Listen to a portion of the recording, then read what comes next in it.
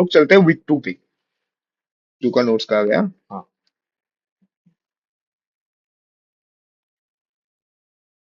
शायद 20 मिनट शायद लगा होगा। ठीक है, पूरा का पूरा करने में। ठीक है। अभी हम लोग फ्रीक्वेंसी फाइंड करना सीखेंगे वीक टू के पहले पहले में। इसमें देखो, इसमें एक डाटा सेट दिया गया है वर्ल्ड कप विनर्स का। West Indies, India, Australia, Pakistan, Sri Lanka, Australia, Australia, Australia, India, Australia, England. ठीक है। इस पूरा डाटा का फ्रीक्वेंसी निकालने के लिए बता रहा है। फ्रीक्वेंसी निकालो। ठीक है। अभी देख सकते हो, इसको हम अगर हम लोग देखें कि वेस्ट इंडीज एक दो दो बार है। ठीक है। पहले तो जितना जितना वेरिएबल्स है उतना हम लोग लिख लेते हैं। WY मतलब कि वेस्ट इंडीज, पाक मतलब कि पाकिस्तान, श्रीलंका, इंडिया, ऑस्ट्रेलिया और इंग्लैंड। तो वेस्ट इंडीज हम लोग को दो बार दिखाई दे रहा है, तो हम लोग दो बार वेस्ट इंडीज लिखने के बजाय या फिर दो बार WY लिखने के बजाय हम लोग वेस्ट इंडीज पे दो लिख देंगे। ठीक है। पाकिस्तान हम लोगों को एक बार दिखने के लिए दिख रहा है। श्रीलंका हम लोगों को एक बार दिख रहा है। ठीक है। इंडिया हम लोगों को दो बार दिख रहा है, एक बार यहाँ एक बार यहाँ। ऑस्ट्रेलिया हम लोगों को पांच बार दिख रहा है, एक दो तीन चार पांच। और इंग्लैंड हम लोगों को एक बार दिख रहा है, जो कि यहाँ है। ठीक है। तो अभी make a table and put them categorically. अभी हम लोग ये जो है वो अनस्ट्रक्चर्ड डाटा है। कुछ ही देर पहले हम लोग पढ़े थे, तो इसको हम लोग को स्ट्रक्चर्ड बनाने के लिए बोल रहा है। स्ट्रक्चर्ड बनाने के लिए बोल रहा है। ठीक है।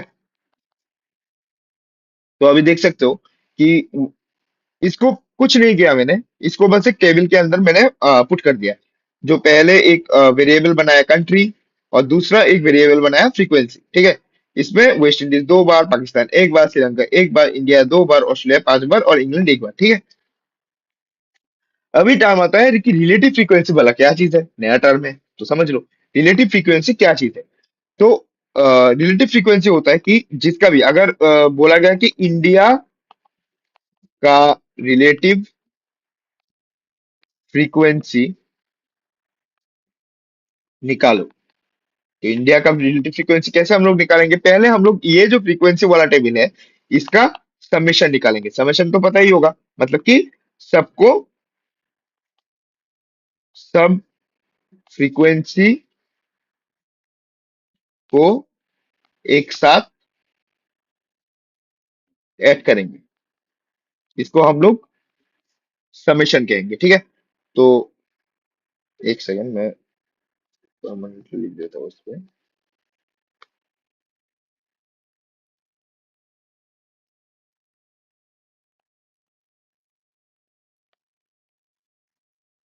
तो समेशन जो आ जाएगा वो आ जाएगा 2 + 1 3, 3 + 1 4, 4 + 2 6, 6 + 5 11 और 11 + 1 12। तो समेशन जो आ जाएगा वो आ जाएगा 12। ठीक है। तो अभी बता रहा है कि रिलेटिव फ्रीक्वेंसी क्या चीज है। समझो कि बताया गया कि इंडिया का रिलेटिव फ्रीक्वेंसी, इंडिया का रिलेटिव फ्रीक्वेंसी को मैंने RF से दर्शाया।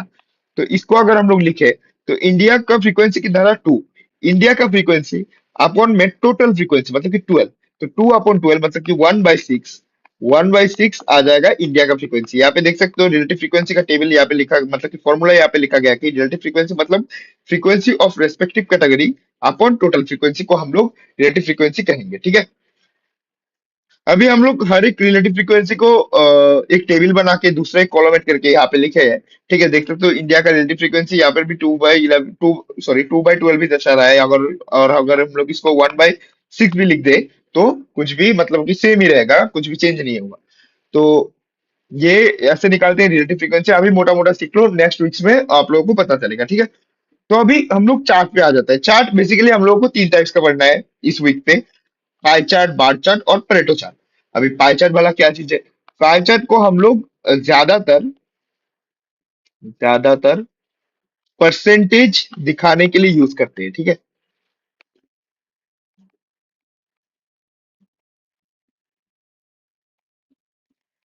अभी परसेंटेज दिखाने का मतलब है जैसे कि कंपनी का शेयर,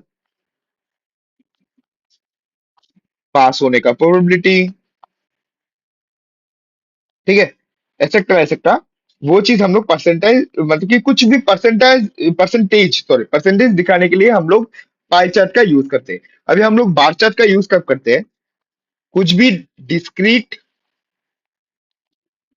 डाटा, मतलब कि जो भी ऐसा, अगर फ्रीक्वेंसी टेबल, मतलब कि जो भी एक डिस्क्रीट डाटा है, उसको शो करने के लिए हम लोग बार चार्ट का यूज करते हैं। देख सकते हो यहाँ पे बार चार्ट का यूज किया गया है। इस वाले एग्जांपल में इस वाले एग्जांपल में परसेंटेज का भी यूज किया गया है, जो कि मतलब कर सकते हैं, लेकिन ज्यादातर मतलब कि वो नहीं है। क्या बात बोले इसको, मतलब कि प्रेफरेबल नहीं है बार चार्ट को परसेंटेज वाले टर्म में यूज करना। परसेंटेज के लिए पाई चार्ट को प्रेफरेबल है, और डिस्क्रीट डाटा के लिए बार चार्ट को प्रेफरेबल है। अब भला परेटो चार्ट क्या चीज है? परेटो चार्ट मतलब कि special type of bar chart, ठीक है, जिनमें ऑर्डर ऑर्डर का मतलब वो ऑर्डिनल वाला ऑर्डर नहीं, मतलब कि ऑर्डिनल डाटा में ऑर्डिनल डाटा में परेटो चार्ट वैलिड नहीं होता, ठीक है। और जैसे कि ये वाला, ठीक है, ये बार चार्ट का ऊपर वाला एग्जांपल ही हम लोग अगर कंसीडर करें, तो ये वाला में देख सकते हो कि 1951, और 1951 ज्यादा है 1961 से, फिर 1961 ज्यादा है 1971 से, और 1971 कम है 1981 से।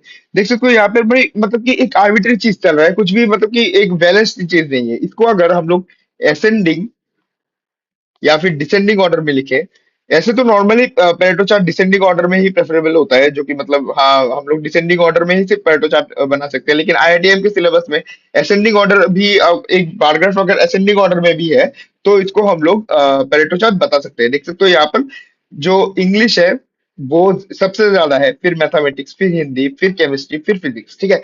शायद मैं आप लोगों को समझा पाए हो। अगर कुछ भी चीज ना समझो तो चैट में लिख दो, मेरे सामने चैट खुला है, मैं इंस्टेंट में बता दूंगा, ठीक है। देख सकते हो यहाँ पर एक एक चीज का सब कुछ दिया गया है।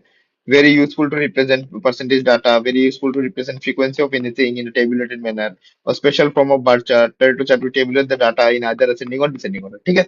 यहाँ पे लिखा गया है।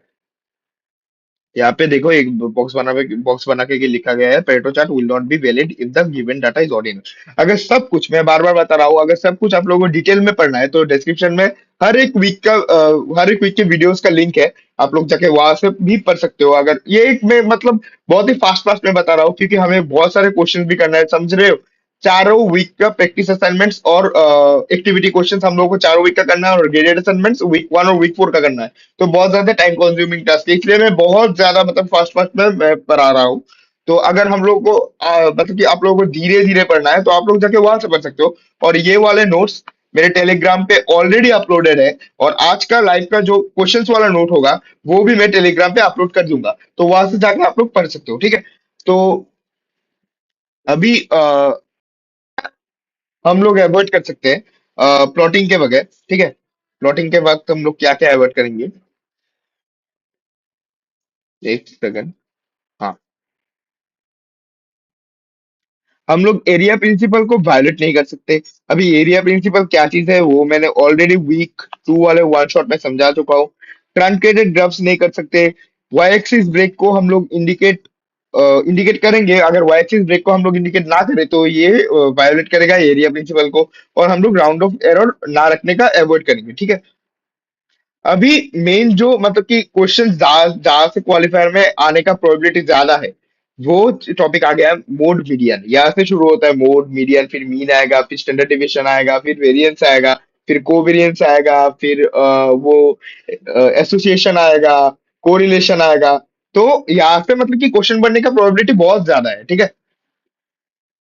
एक सेकंड। हाँ जी। यहाँ से क्वेश्चन बनने का प्रोबेबिलिटी बहुत ज्यादा है। अभी हम लोग मोड को आइडेंटिफाई कैसे करेंगे? लॉन्गेस्ट बार इन बार चार्ट को हम लोग मोड कहेंगे, ठीक है। अगर यहाँ यहाँ पे जाए, तो इस वाला अगर बार चार्ट को देखिए, यहाँ पे देख सकते हो जो लॉन्गेस्ट बार है वो ही बार चार्ट का ये हो जाएगा, इस चार्ट का मोड, ठीक है। और अगर हम लोग एक सेकंड, कहाँ पे चलो। वाइडेस्ट स्लाइस इन पाई चार्ट को हम लोग मोड कहेंगे। अगर फिर से मैं ऊपर पे चला जाता हूँ, देख सकते हो कि वाइडेस्ट स्लाइस, यहाँ पे वाइडेस्ट स्लाइस है ये वाला स्लाइस हो जाएगा इस चार्ट का मोड। मतलब समझ रहे हो, मोड मतलब कि डेटा का हाईएस्ट फ्रीक्वेंसी, हाईएस्ट फ्रीक्वेंसी को ही हम लोग मोड दर्शाएंगे, ठीक है।